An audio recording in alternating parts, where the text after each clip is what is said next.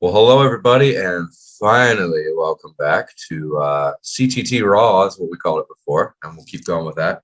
We did film another episode that just never ended up getting published on the truck stop, but we are ready to roll again. Coach, you're at home, and where I was the last time, back in Georgia, for our latest Zoom. I do have to warn everybody, I may be under a tornado warning here any second now. Oh, So wow. We've we may had have heavy storms here. yeah, we may have a brief premature ending. I think we're behind the main line, so it should be fine. There you go. But we got three things to talk about today that should be fun, should be detailed. And you ready to go? Any opening remarks before we get to your talking points here? Yeah, we're in an unusual time, but it's a time that's filled with opportunity. People are looking at it the opposite. They go, "Oh gosh, we don't have enough trucks to sell." Well, that's starting to solve itself. Or, gosh, people don't want you dropping in. Well, what's great about it is if you do it the right way, we're going to talk a lot about that today, then you actually have an edge up on your competition because most people are sitting back waiting for things to become back to normal, and it's never going to be normal again. Yeah. There's starting to be an acceptance to that, isn't there? Yeah. And the adjustment of game plans in a permanent sense more so than a contingency sense. So first one is, and we've talked in various forms about all three of these before, but there are three very key things that have really come into play a lot since obviously the spring of 2020, 2 years ago. First one you have listed here: embracing technology-based marketing during difficult times, which is an obvious one and something that we're doing right now. But go ahead and throw your thoughts in there, and then we'll play a little devil's advocate like we were talking about before we went live here. Sure, absolutely. Well, number one, normal ways to market advertising through the newspaper, television, radio, flyers. Right now, this situation with COVID, with the pandemic, it's made it far more difficult to get any kind of response out of it. It's just a different mindset that people have evolved into. And you've got to be different. You've got to be different. And you've got to take advantage of technology now more than ever. So when you think about marketing, the traditional methods, what do we have to sell? What really are we marketing? What we're really marketing is ourselves. We're marketing our ability to take care of the customers. We're marketing our knowledge. We're marketing why we're different as a commercial dealership versus a typical retail dealership.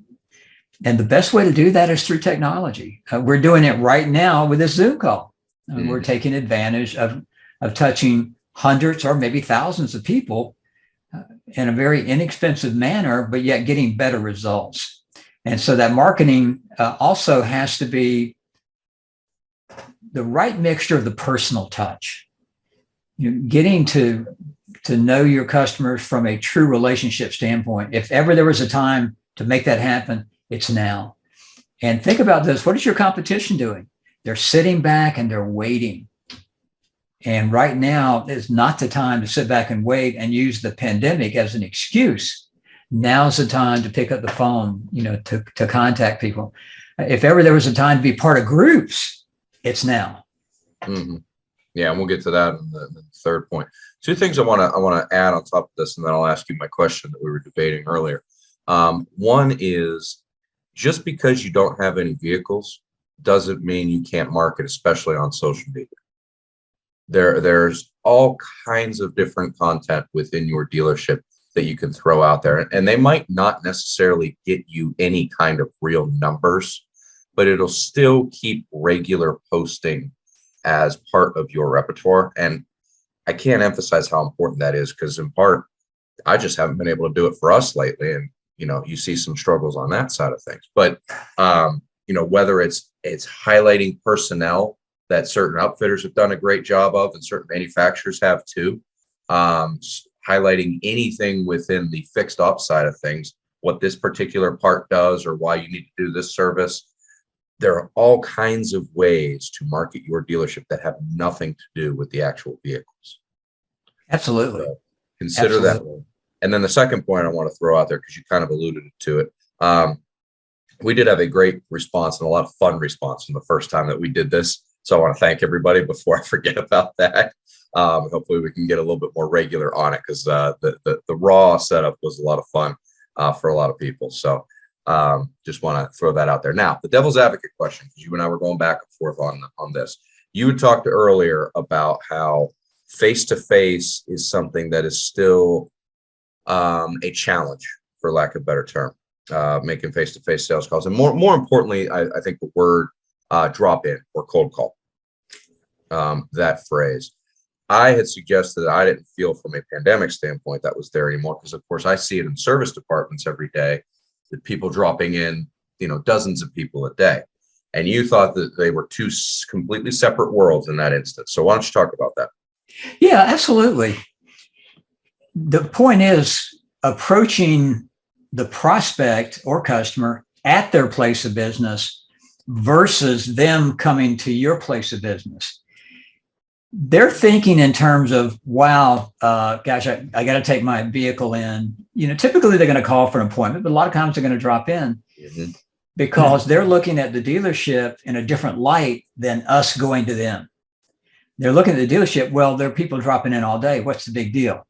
So that's not going to be a real impact of change in today's COVID society. It's going to be accepted, especially now with things calming down a little bit. Yes.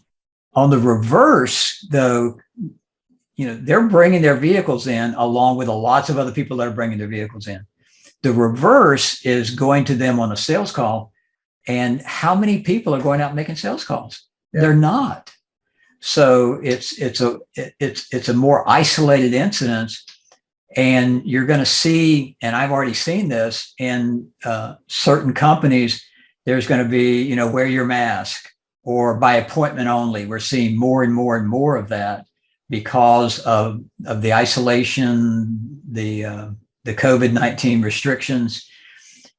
So more than ever, people are far more open now and would prefer for you to come by appointment. And it really sets you apart from your competition. So the people that are still cold calling are going to upset about 30 or 40% of everybody they come in to cold call on. They're going to upset them because even if they don't say anything, they're thinking, God, I can't believe that guy dropped in during, this kind of, right. Pandemic time. They're thinking it, and then it creates an instant psychological barrier. If I call to say, look, I really honor, we've got a script for it that I've been using.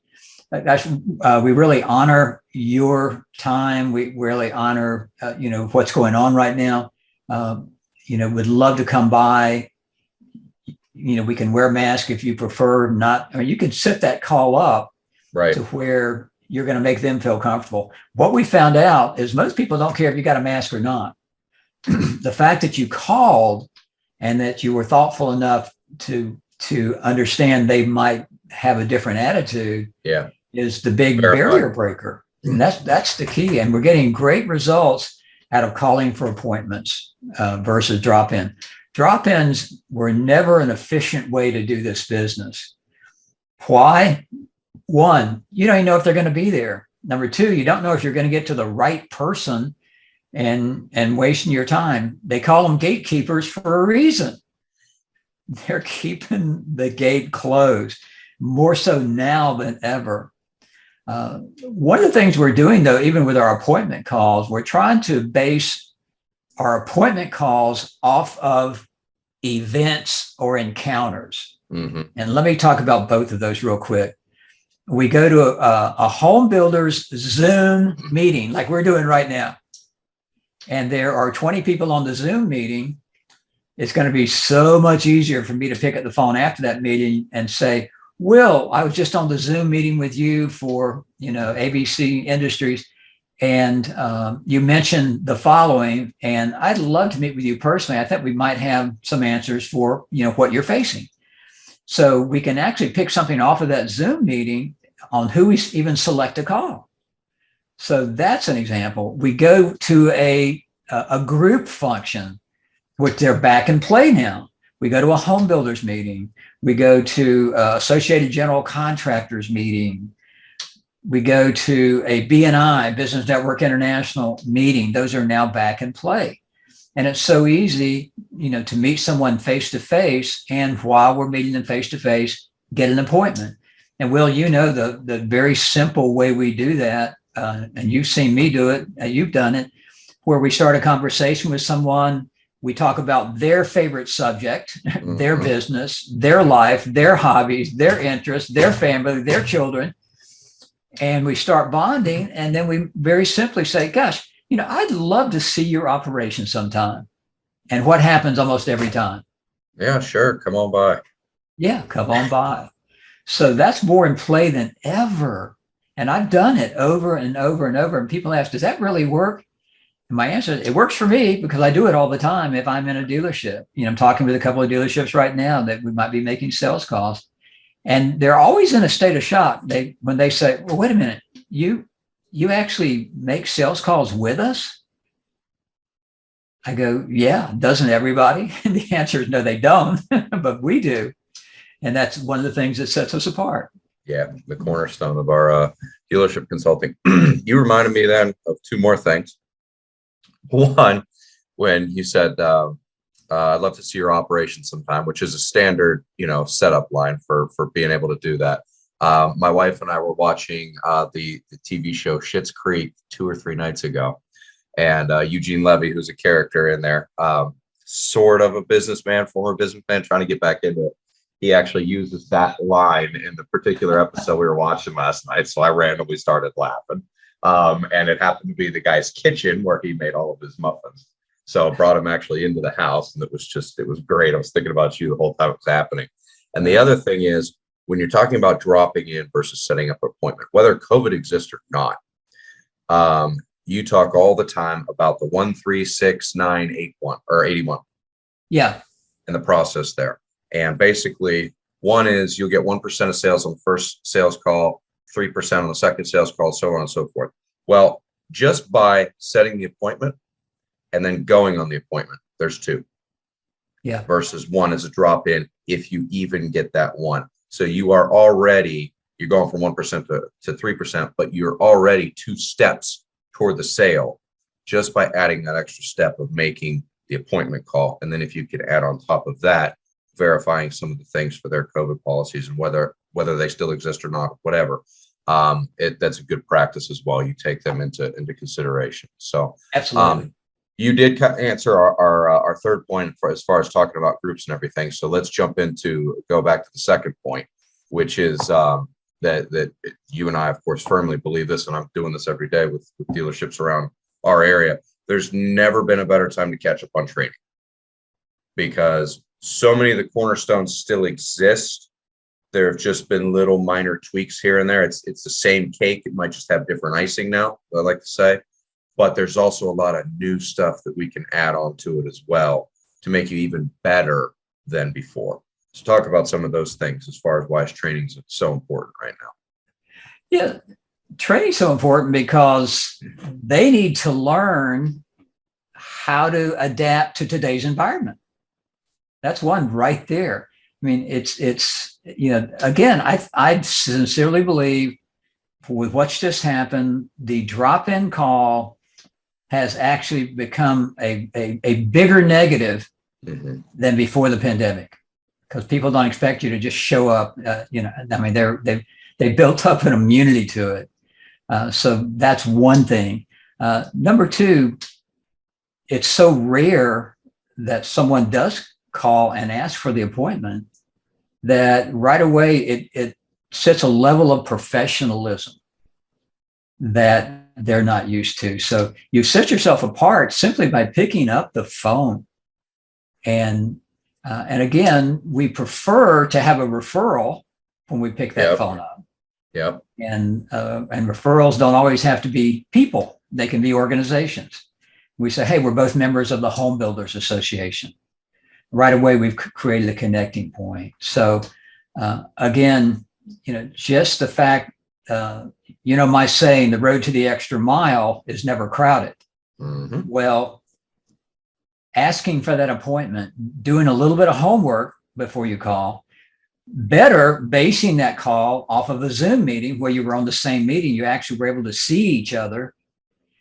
It adds so much credibility, and it makes it so much easier if you simply follow those directions. Yeah.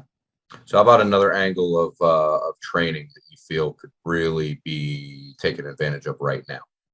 Oh gosh, well, number one, you've got the time because Yeah. again, people aren't buying the way they were before the pandemic. That will come. People have more time on their hands because sometimes their customer doesn't want to see them. And what better way to spend that time in training? And especially now, because the way we've adapted our training, Will, as you know, we should be calling it after the pandemic. After. I'm plenty good with the word after. Yes. Post. The morning anything after. Along those lines. Yes. Yeah. After the pandemic. I mean, what should not only honing your sales skills, which have become more important than ever, but adding new nuances, tweaks, changes to your sales training, which we've done, and your sales approach when you go on a sales call. You've got to be a lot more sensitive than you've ever been, because remember, some of these companies are suffering financially. Yes. And I've gotten more into on sales calls of talking about how the pandemic's affected them and helping to provide solutions. The great thing about meeting with lots of businesses, you can actually connect the dots. That's a service that's become more important than ever. One question, as you know, that I asked it before, I think it's become more important now, is, hey, by the way, are there any services or products or anything at all that you're in need of that we might be able to help you with or recommend someone? That's more important than ever. And more than ever, they're answering. Well, it's funny you should mention that. We're looking for X, and helping them with organizations. I find myself being more aware of people asking me questions like, "Well, so what are companies doing during this, this tough time?" And one of my answers is, "Well, they're more active with groups." I said, and I'll ask, are you guys a member of any kind of group, like an association, even a union or anything similar to that, or even Chamber of Commerce? Oh gosh, we're in the chamber, but we haven't gone in a long time. And well, maybe now might be a good time to enhance that. If they haven't joined a BNI group, Business Network International, now might be a good time for that. If they're not in a trade association, now more than ever is a good time for that. So before I go into the dealership, and one of the dealerships I was talking with today, I sent them our form that they have to answer questions before we'll work with them. And part of that is what kind of associations are you currently active with? And the answer was none. And they're wondering how they can make more sales. So now is the time to do training. Now is the time to either write a business plan for your commercial department if you don't have one, or to revisit the one that you've got. And that plan should be heavy on what are all the ways we can contact businesses and grow relationships. Yeah, absolutely. Speaking of that training, we are announcing that we are bringing it back, the Ultimate Boot Camp. 2 months from, well, we are filming this on the 5th. It won't come out on the 5th or even the 6th, but 2 months from tomorrow for us, June 6th to the 8th. And we're going to go back to the roots, if you will, and take it to the Homewood Suites at St. John's Town Center in Jacksonville, Florida, where the vast majority of our boot camps have taken place over the years. And feel pretty good that we're going to be able to make this one happen without any delays or anything like that. We've had a lot of kind of grassroots interest, what you say, of, hey, when's it coming back? When's it coming back? So we were able to put that together finally. And we're looking forward to people showing up there.